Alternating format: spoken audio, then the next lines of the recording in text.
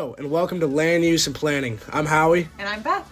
Today, we're diving into the fascinating world of land use and planning in Oviedo, Florida, a city that balances its small-town charm with forward-thinking growth. With a population of about 41,000, Oviedo offers a tight-knit community feel while embracing smart planning to meet future challenges. Today, we'll cover everything from the city's unique culture to its approach to sustainability and transportation. So whether you're a city planner, a Florida native, or someone who just loves a good story, you won't want to miss this.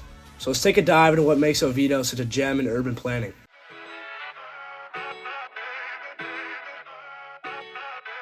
Oviedo is a community rich in tradition and quirks, known for small-town festivals and charm.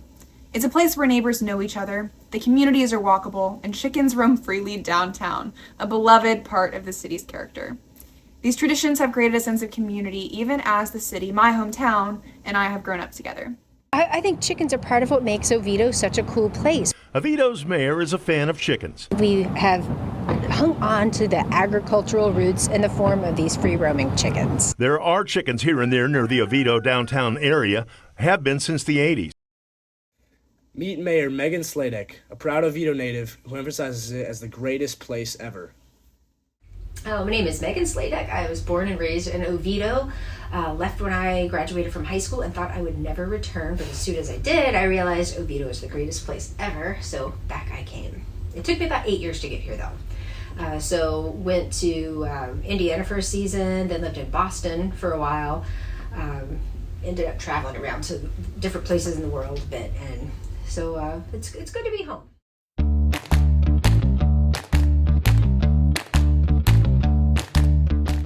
Oviedo has a distinct sense of place, rooted in its historic downtown and proximity to both Orlando and the Atlantic beaches. Community spaces like parks and event venues bring people together, reinforcing the city's identity. As an example of Oviedo's commitment to the thoughtful urban planning is Oviedo on the Park, a relatively recent development that has quickly become a community centerpiece. This vibrant, mixed-use area combines residential, commercial, and recreational spaces. Here, residents can wine, dine, and live all within walking distance.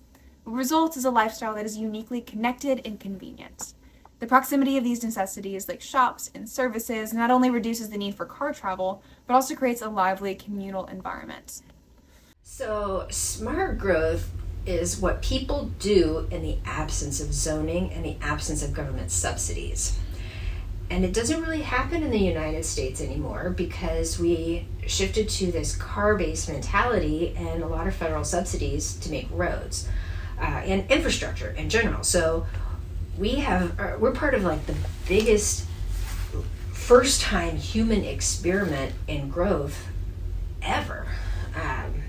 And I don't know what it's going to look like at the end of this first life cycle when the roads crumble and the bridges crumble. Like, we know there's an infrastructure issue. But there's no money, not enough money, to fix it all. Oviedo has embraced a walkable community design featuring sidewalks, curved streets, and has an interconnected network of walking trails with the Seminole County broader network. While public transportation options like buses remain limited, the city is working to improve connectivity through thoughtful planning and community input. The city's 10-year mobility plan focuses on increasing accessibility for pedestrians and cyclists. In fact, Mayor Sladek has championed initiatives to make Oviedo less car-dependent, envisioning pockets of town where owning a car isn't mandatory. And everybody refuses to entertain the idea of thickening up along those roads. So we could hypothetically, granted, homeowners associations and deed restrictions limit what you can do, but we could, hypothetically, the government could stop standing in the way of allowing those neighborhoods to thicken up. And we could say, look, these don't have to be single-family homes. We could instantly shift the intensity of people and things along those roads by saying, you can have commercial business there. Or you can have narrower roads and we're going to give you back the land, and then you can put an in-law cottage, a little backyard, no, I don't want to say backyard cottage, it could be a front yard cottage. And we could line all of Alafaya Woods Boulevard, for example, with tiny little commercial businesses, and people could live in the homes there, go to their little commercial business. We could have fruit stands and you'd never have to leave or use a car.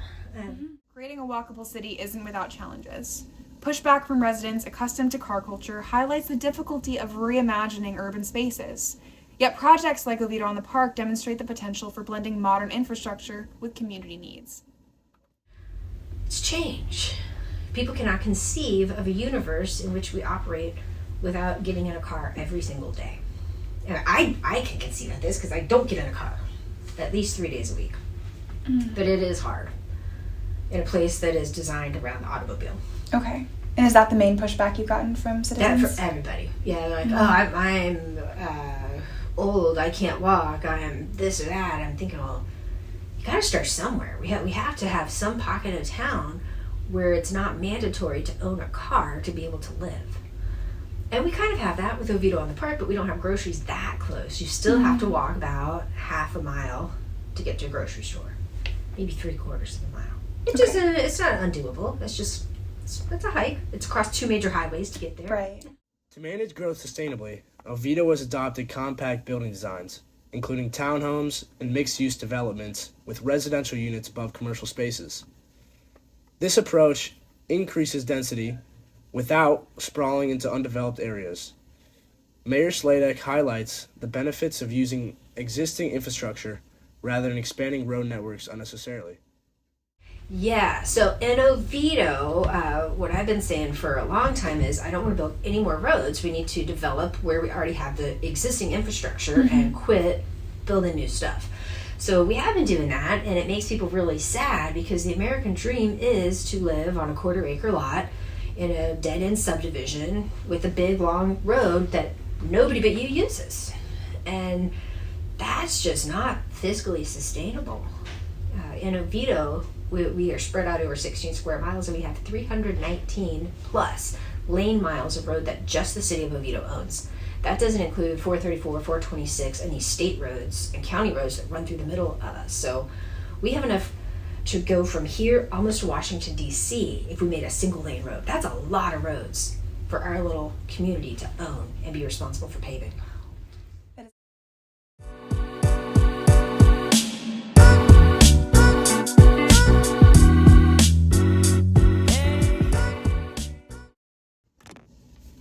Sustainability is a hallmark of Oviedo's land use strategy, which is supported by county and state governments. The city prioritizes the preservation of its lakes and green spaces, recognizing their importance to both the ecosystem and the community's quality of life. Such efforts involve maintaining clean waterways and protecting critical environmental areas from overdevelopment. Hey, Jay Stainer, City of Oviedo Water Conservation Coordinator, aka Mr. Aquaman. I'm here to talk about water and saving water and water conservation, how we can all partner together and save water together. As we partner together to save our water, we'll save water for future generations to come and go in Oviedo and have a great city to be living in.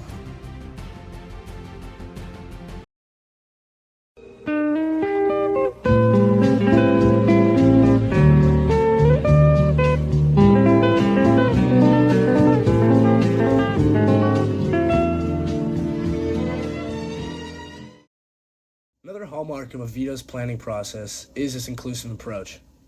The City Council actively engages with residents through public forums, social media, and open meetings. Mayor Sladek frequently solicits feedback online, ensuring the diverse voices are heard. And I'm pretty active on Facebook, so anytime something comes up, I just put it out there, like, what do you people think? And everybody chimes in, and then I bring whatever's there, kind of stirred around in my brain, and repeat it from the dais. And I think that's brought it makes me think of a lot of new things that I haven't thought of before. And at least it gets out there. And as a city, we always invite people to come to public comments. Very few people do. So I think probably we get more feedback from Facebook than anywhere else. Okay, fantastic. Would you recommend that for other city leaders?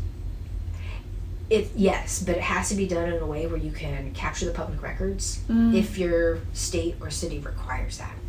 So I do it only in this one spot where 100% of people can go see it without having to log in anywhere. Collaboration extends beyond city limits, as Oviedo coordinates with neighboring communities in Seminole County to harmonize development efforts. This proactive approach ensures balanced growth while addressing regional challenges. We have teamed up with the county to try to harmonize the edges. So the city limits goes until a point certain, and then the county has its ideas of what should be there. And if we don't talk to each other, if our planning departments don't talk to each other, we get in a situation which happened just a couple weeks ago. Somebody put in an application to pull some land out of the rural boundary in the county's comprehensive plan. Avita, Florida exemplifies thoughtful land use planning and creating vibrant and sustainable communities.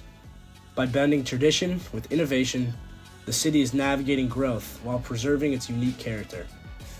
Between its native chickens, walkable streets, or green initiatives, Avita shows us how small towns can lead the way in smart urban development.